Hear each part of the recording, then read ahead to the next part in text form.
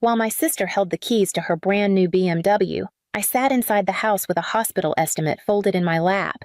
She was glowing, laughing out loud, tossing her hair like she was in some ad for a luxury dealership.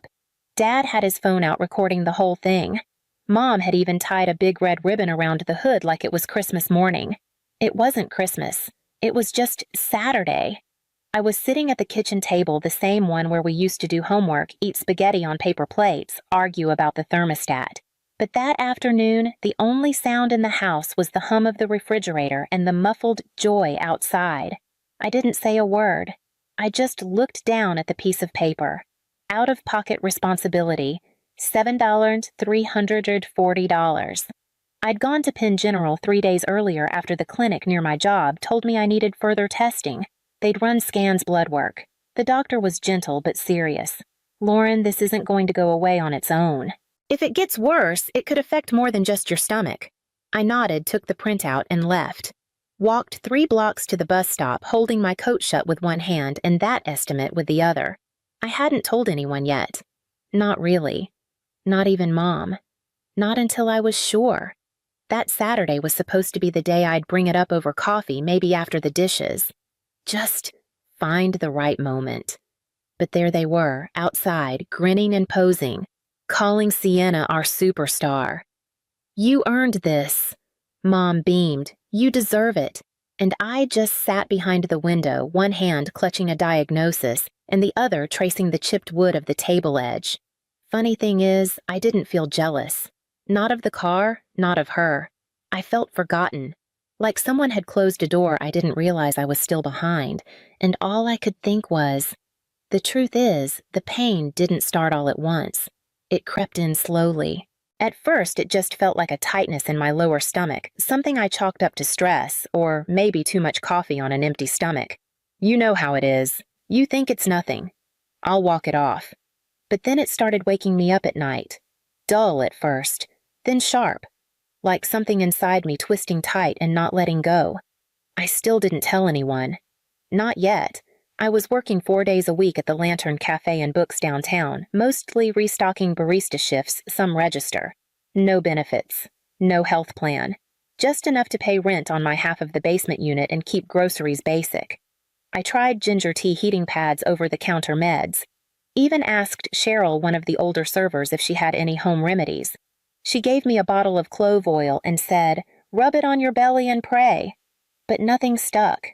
Nothing worked. I kept going, though, because that's what you do when you're the one who doesn't make trouble. Growing up, I was the quiet one, the helper, the extra set of hands. I babysat Sienna through half her childhood while Mom worked the second shift and Dad ran his landscaping business. Sienna was always the golden girl.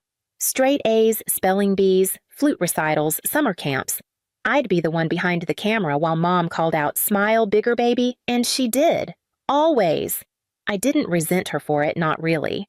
It just became clear over time that some people shine naturally in a family, and some people keep the lights on in the background. So when I finally couldn't ignore the pain anymore, I went to the clinic 2 blocks from the bookstore. They did a few quick tests and told me I needed to see someone at Penn General. I waited another week just to schedule that. My body already knew something was wrong, but my wallet wasn't ready to agree. That appointment was the one where the doctor looked me in the eyes and said, "You may need surgery. Endometriosis may be advanced. If we don't deal with it soon, it could affect your reproductive health and more." He handed me a thick envelope with my blood work scan summary and the estimate. "It's manageable," he added, trying to soften the weight of it. "But don't sit on this." I nodded, said thank you, walked home slow. That was 3 days before the BMW showed up in our driveway. I kept thinking if I had just told them earlier, if I'd said something the day I got the test results, maybe it would have changed how that Saturday went. But deep down, I waited until after dinner. Not a special one, just leftover baked ziti and a store-brand salad mix. The kind of meal where nobody really talks, just chews with the TV murmuring in the background. I let them finish, washed a few dishes, dried my hands on the corner of a dish towel I'd seen in our kitchen since high school. Then I said it. "Can I talk to you both for a second?" I remember how slowly Mom turned her head, like I'd asked her to pause a really important meeting instead of a rerun of NCIS. Dad muted the TV, but he didn't look at me. Just stared ahead like whatever I had to say was going to be complicated. My palms were already sweating. "It's about something medical," I began. "I saw a doctor at Penn General. They're thinking it's endometriosis. Maybe advanced." Silence. I swallowed and kept going. "He said surgery would be the best course of action." "The estimates here," I added, sliding the folded paper onto the table. "I've been in a lot of pain." Mom glanced at the paper but didn't touch it. "Didn't you always have stomach issues?" she asked, like I'd brought up some old ankle injury from 5th grade. "This isn't the same," I said quietly. "It's gotten worse." Dad let out this long, tired exhale, the kind I'd heard 100 times growing up, usually right before a lecture. "Lauren, we're not saying we don't care." He started rubbing his temples. "But things are tight right now, with interest rates, inflation, just everything. You know how it is. I'm not asking for all of it," I said quickly. "I can cover some. I can't do the whole thing alone." Mom leaned forward, then elbows on the table. "Have you looked into medical loans or GoFundMe? People your age do that all the time now. You're not a child anymore, Lauren." That landed harder than I expected. Not because she was wrong, but because there wasn't even a flicker of concern in her voice. Just inconvenience. Just a problem to outsource. I nodded, said, "Okay," picked up the paper and quietly walked back down the hall to my room. Behind me, I heard the click of the remote as Dad turned the volume back up. That was it. No door slam, no big argument, just nothing. And sitting on the edge of my bed that night, I couldn't help but think, when did needing help become something I had to apologize for? The car came the next weekend. I heard the beep of the truck out front just after 11 a.m., a flatbed from the local dealership backing into the driveway like it belonged there. I was in the kitchen again, rinsing out my coffee mug. Lauren Mom called from the porch. "Come see what your sister got." She said it like it was a surprise, but everything about it felt planned. The ribbon, the timing, the phone already in Dad's hand, set to record. I stepped out but didn't go far, just hovered by the screen door. Sienna stood next to the white BMW, eyes wide, hands to her face like she couldn't believe it. "Is this real?" she laughed. "Is this seriously mine?" "You earned it, sweetheart," Dad said, zooming in with his phone. "Graduating with honors, landing that internship, this is just the beginning." Mom was already posing with her, angling her body for the best shot. "Smile with the keys," she chirped. "Let's do one for Facebook. Oh, and a boomerang." Sienna tossed her hair and spun the key fob in her fingers like she'd done it 100 times. I stood there in the shadow of the doorframe, one hand still damp from the sink. Nobody looked my way. Not once. I didn't want the car. I didn't even want the attention. I just wanted to be seen. To have one moment, just one, where someone turned to me and said, "Hey, how are you doing?"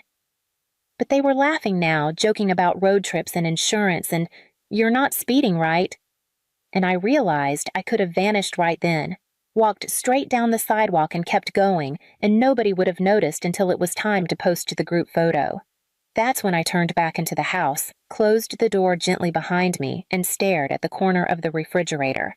There was a magnet with an old picture still stuck there. A vacation from years ago, Sienna in the middle, Dad's arms around her, Mom holding the camera. I was the one cropped at the edge, half a smile, half a shoulder. And somehow even then, they'd already learned how to frame a memory without me. After that Saturday, I stopped trying to be part of the noise. I adjusted my work schedule, took more early shifts, closed a few evenings, said yes when the manager asked who could cover on Sundays. Nobody at home noticed. Sometimes I'd come in after 9 p.m., shoes soaked from the rain apron folded in my backpack. The house would be dark except for the blue flicker of the TV through the living room curtain. Other times I'd already be gone by the time anyone woke up. I started eating at work oatmeal packets during the lull between the breakfast rush and the book club regulars. Whatever was left in the pastry case by 3 p.m., I'd wrap in napkins and eat standing up in the back hallway. My room became a storage unit for me more than a place to rest. I stopped bringing laundry to the main basket, started doing it late at night in the garage sink. I didn't want questions, didn't want pity. The pain hadn't gone away. If anything, it had changed shape, becoming quieter but sharper, like my body had learned to suffer more politely. One morning, while wiping tables near the front window, a customer I barely knew looked at me and said, "Sweetheart, are you okay?" I blinked. Not because of what she said, but because she'd said anything at all. "I'm fine," I whispered. But she didn't buy it. She just gave me that look, one I hadn't seen in weeks. Concern. That night, I went home and opened the shared family calendar app we'd used for years. Vacations, appointments, birthdays. I deleted myself from it, one line at a time. Then I went to the living room photo wall. I wasn't in many of them to begin with, but there was one from our backyard graduation party 3 years ago. Sienna cap tilted. Mom holding flowers. Dad with barbecue tongs. Me in the back holding the guest list. I didn't take it down. I just turned it slightly on the nail so it tilted away from the light. I didn't slam doors. I didn't say goodbye. But the next day, when Sienna came home with takeout and asked, "Where's Lauren?" Mom didn't even pause to look around. She just said, "Probably at work." And that was enough for everyone. But what happens when no one notices that you stopped coming back? It started with a phone call. Not to me, to my parents from Grandpa. He rarely called them, preferred text, or the occasional group email with too many ellipses and the subject line in all caps. But this time it was different. I heard about it secondhand through Aunt Marianne, who worked with him on the board of the housing trust. Grandpa had received a letter from the university's financial office. Apparently, Sienna had taken out a loan under the family's name, co-signed without permission, to lease her apartment uptown, the internship she bragged about unpaid, the side job let go after 2 weeks, and the car not paid in full. Not even close. The dealership had sent a notice to Dad's business address. Final payment due. Grandpa had seen enough. He called, calmly, firmly, and told them to sit down. "Do you know where Lauren is?" he asked. Silence on their end. "Do you know what she's going through?" More silence. Because she called me, he lied. And I know. That last line cracked something. They didn't call me right away, but they stopped posting. Sienna's TikToks disappeared. Mom archived all the graduation photos. The ribboned car pic gone. I watched from a distance, quiet still, like someone watching strangers rearrange a room they forgot you once lived in. 2 weeks later, Dad sent a group text, "If anyone hears from Lauren, ask her to call home." I didn't respond, but I read it. That same night, I got a letter. Not an email. A printed envelope hand-addressed. Grandpa. Inside a check, and a sticky note in his handwriting. "For whatever you need. You were never invisible to me." That was the first time I cried. Really cried. Not from pain, but because someone, just one person, had remembered that I was more than just background. A few days later, Mom tried calling. Then Dad. I didn't answer. They weren't calling to say sorry. They were calling because things were breaking and they needed someone who wouldn't drop the pieces. But I wasn't coming back. I'd been the quiet one for so long, they forgot quiet doesn't mean weak. They forgot that sometimes the person sitting at the edge of the photo is the one who remembers where the light actually came from. And now they were sitting at a table with one empty chair and finally noticing the seat that had always been holding everything together. They didn't stop trying. Texts, missed calls, a voicemail from Mom that started with, "I don't even know what you're so upset about," and ended with, "Family is still family, Lauren." That one stayed unopened. I didn't block them. I just didn't answer. Grandpa followed up once just to check how I was feeling after the procedure. I told him the truth. Recovery was slow, but I was healing. "Good," he said, "but don't go back there unless you want to." I nodded even though he couldn't see me. Weeks passed, the season shifted, and suddenly it was fall. One afternoon, I ran into Dad at the pharmacy. He saw me before I saw him, paused in the aisle holding a bottle of cold medicine. "Lauren," he said softly, like saying my name alone might pull me back. I looked at him. Really looked. He seemed smaller, like the world had pushed inward. "I didn't know you were still around," he said. I smiled just a little. I was never far, I said. He opened his mouth maybe to explain, maybe to ask, but I cut in gently, my voice calm. I was there the whole time. You just didn't look. And with that, I walked past him. No anger, no drama, just a sentence he couldn't argue with, and silence that for once wasn't mine to carry. At Thanksgiving, they sent a group photo, big dining table, turkey in the center, Grandpa smiling at the head. But right where I used to sit between Sienna and the window, there was an empty chair. No one sat in it, no plate, no napkin, just space. I didn't reply to the message, but I saved the picture, printed it, folded it once, and slipped it into the back pocket of an old journal I almost threw out last year. Not because I needed it, but because someday, if I ever forget how quiet the erasure felt, I'll have proof that they finally saw it too. That chair was never just empty. It was a memory they could no longer crop out. If you've ever been the chair no one saved, you don't have to explain it. Just leave a quiet below.